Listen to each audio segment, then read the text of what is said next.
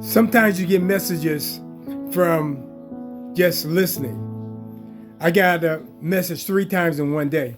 One from Ahmad at Elam Christian Fellowship. One from my friend Mike, who's very wise. And one from my son Niger, who all said the same thing in one day, in different ways. And the good news is that if you just listen and understand what's going on in the world today, it's the opposite of what we think we should be doing. So I'm going to go with the words that I just read, and it's this. While love your enemies was a command to how to live, Father, forgive them was the ultimate demonstration of that command in practice under extreme circumstances. In the teaching versus the action, Jesus established the principle of loving and praying for prosecutors.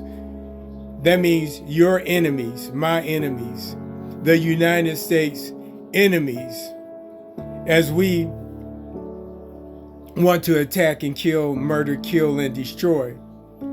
What this says is to do the exact opposite. That produces a real change.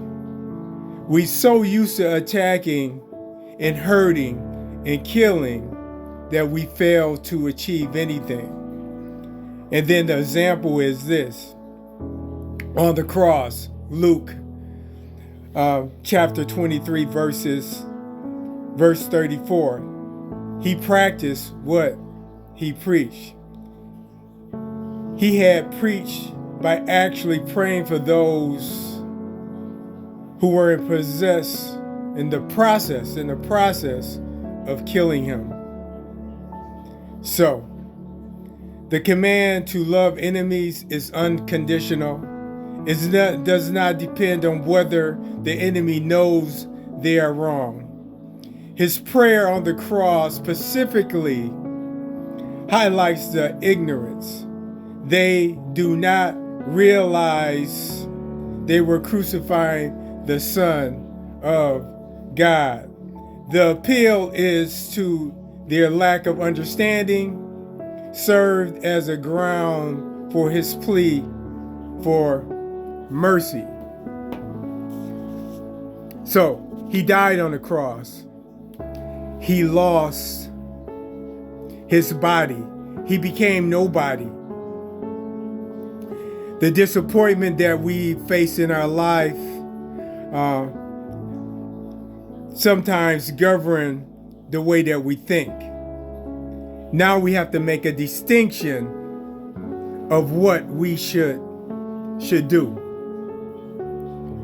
And we have to demonstrate it in a way that's different. It don't make any sense. It doesn't kind of sit right with our natural thought process. It's something that Jesus said, love our enemies. And the United States will refuse to love our enemies.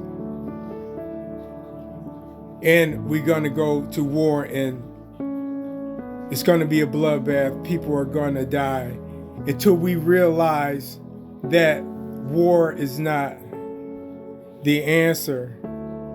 And the decision we do have to make is love our enemies. And the decision you have to make, love the enemies in your life. And help you to deal with people you don't like. So, how do we show the truth? How do we reflect on that? If you can remember this, ain't nobody better than nobody. You're not better than anybody else. The United States is not better than anybody else. The United States is not better than Iran. We for so long have given people power who make a decision of who they love and who they're going to hate. And the decision is not left up to us.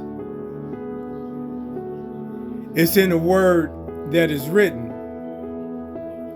And all we have to do is adopt those words as our own. It says, expose who you are. And I'm just paraphrasing. We have to expose who we are. Then we can change everything. So we have to expose the evilness of America. We have to expose all the things that we have done. The murders. We have to expose those billionaires who hide behind the curtain. That's when change happens. We have to expose how they got all those trillions of dollars and maybe reverse some things to bring them down out of love. Because when we expose those things, then things change. So, find out who we are and who you are, and make a choice to either love or hate. If you make the right choice, the victory goes to God. And then Jesus did not die in vain, because of what he said, Father, forgive them, for they know not what they do. Just things to think about. Things that we all have to look inside. Why do we hate so much? And while we're hating, things never change. Maybe things will change if we love our enemies and come to an understanding that peace is better than war. So, that's all I gotta say. And I'm out.